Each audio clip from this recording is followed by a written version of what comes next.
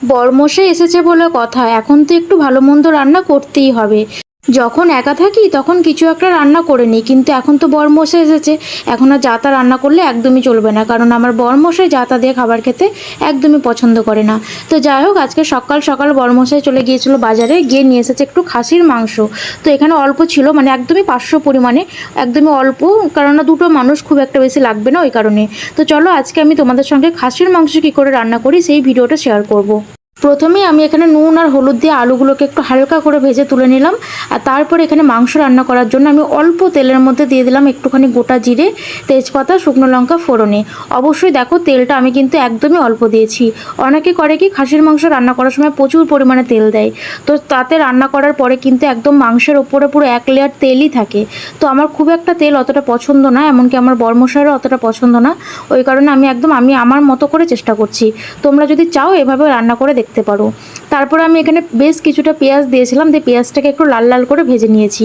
অবশ্যই নুন দিয়ে ভেজেছি। আর পেঁয়াজটা ভাজার পরে দেখো কড়াইয়ে কিন্তু খুব একটা বেশি তেল নেই। আর এখানে আমি একটা মশলা বাটা দিয়ে দিলাম, এখানে ছিল কাঁচা লঙ্কা, আদা আর রসুন। তো যাই হোক, এই মশলাটা দিয়ে এবার মশলাটা কিছুক্ষণ এই তেলটার সঙ্গে একটুখানি ভেজে নেব। তো দেখো কতটা জল বেরিয়েছে, তার মধ্যে আমি দিয়ে দিয়েছি কেটে রাখা টমেটো আর হলুদ। আর অবশ্যই দিতে হবে কাশ্মীরি লঙ্কার গুঁড়ো, তবেই না মাংসের কালারটা আসবে। যেহেতু কাঁচা লঙ্কা ব্যবহার করেছি, মানে আমার বরমশাই কাঁচা লঙ্কা ছাড়া এমনি কোনো লঙ্কার গুঁড়ো বা শুকনো লঙ্কা খেতে পছন্দ করে না, ওই কারণে সব রান্নায় এখন কাঁচা লঙ্কাতেই হচ্ছে। তো যাই হোক, আমি এখানে রঙের জন্য কাশ্মীরি লঙ্কার গুঁড়ো দিয়ে কিছুক্ষণ একটু মশলাটাকে কষিয়ে নেব। খুবই ভালো করে কিন্তু কষাতে হবে। এই যে দেখো মোটামুটি আমার মশলা কষানো প্রায় হয়ে গেছে। আর মাংসটাতে আমি আগে থেকেই নুন, হলুদ আর অল্প করে সর্ষের তেল মাখিয়ে রেখেছিলাম। তো এবারে মাংসটাকে এই মশলার মধ্যে দিয়ে দিলাম। তো এখন মনে হচ্ছে যে খাসির মাংসের থেকে মশলার পরিমাণ বেশি। আরে বাবা না, খাসির মাংসতে একটু মশলার পরিমাণ বেশি না হলে কিন্তু ভালো লাগে না। তো যাই হোক, এখন এই মাংসটাকে দিয়ে আমি হাই ফ্লেমে 5 মিনিট মতো কষিয়ে নেব। আর আমি কিন্তু আজকে পুরো রান্নাটাই শুধু কড়াইয়ে করব, কোনো রকম প্রেসার কুকার ইউজ করব না। আচ্ছা, আমি যেভাবে রান্না করছি আমি কিন্তু সেভাবে তোমাদের সঙ্গে শেয়ার করছি।